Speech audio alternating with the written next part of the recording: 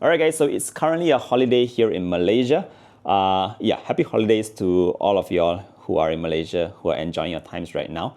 But I just wanted to come up with a very quick follow-up video on the Realme GT7 Pro and talk a little bit about the Snapdragon 8 Elite. So, it got me thinking. In the previous video, I just shared about the design and all that, but a lot of y'all are actually asking about the performance. So in today's video, we're going to cover three main points here. Number one, we're going to talk a little bit about the benchmarks. Number two, we're going to talk about the possibilities or the potential of what this device can do. And number three, we're going to find out whether it's worth waiting for this kind of device and who's it really for. Let's jump right into it. Now, first up, in terms of the benchmark scores, so I've got my Galaxy S24 Ultra here with me. So I wanted to compare side by side and let you all know the kind of difference that we are getting here. Now, in terms of the Antutu benchmark scores, we can see a close to 50%, almost a 50% bump in terms of the benchmark scores comparing the 8 Gen 3 to the 8 Elite. Now, when it comes to the Geekbench scores, it's a 30% for both the single and multi-score results. Now, obviously, depending on your device and the kind of conditions, the scores might be a little bit different.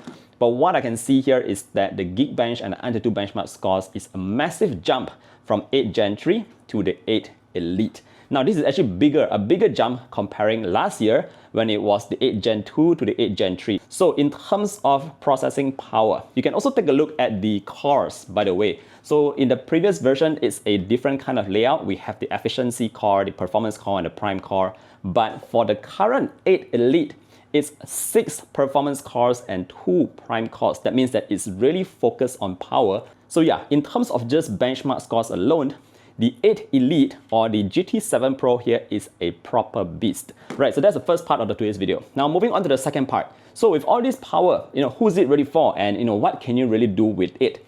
So, okay, let's put it this way. I've been using this device here for quite some time now, and honestly speaking, I don't find the S24 Ultra slow at all. Using it on the daily, gaming, everything still runs completely fine on this guy here. But with the 8 Elite, obviously in terms of gaming, you are actually able to play even higher graphic games. Now, if you just talk about Mobile Legends, Honor of Kings, those are just a walk in the park. Even phones with mid-range processors can do that without any sweat. But when it comes to games like Genshin, it's going to be a bit more smoother. It's going to be less heat on this GT7 Pro. But that's not it, guys. We are moving to the next level here, and this phone is said to be even able to play console-level games. So I actually had the benefit of testing that out on the GT7 Pro. And yeah, while I can say that everything has been running quite smoothly, I wouldn't say that it's going to completely replace a console, but you can clearly see that the 8 Elite here is powerful enough to actually run this kind of games, and this actually opens up a lot of possibilities for the future of mobile gaming on a processor of this kind of scale. So anyways, that's just in terms of how you can actually visualize the kind of power that you are getting on the Snapdragon 8 Elite. Now moving on to the final part, is this really for you? Do you need that kind of power?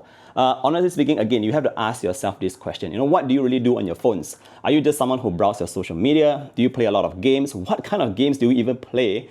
And again, if you're just doing your normal day-to-day stuff, 8 Gen 3 is definitely good enough and it's still great for all of those use cases. However, obviously the new flagships are all coming in with the 8 Elite, especially the GT7 Pro. You might notice a little bit of improvement in terms of your day-to-day task. It's not really noticeable. I'm going to be really honest here. Some of you might not even notice a difference. But when it comes to gaming, more graphic-intensive tasks, maybe if you are editing and exporting 4K videos directly on your device.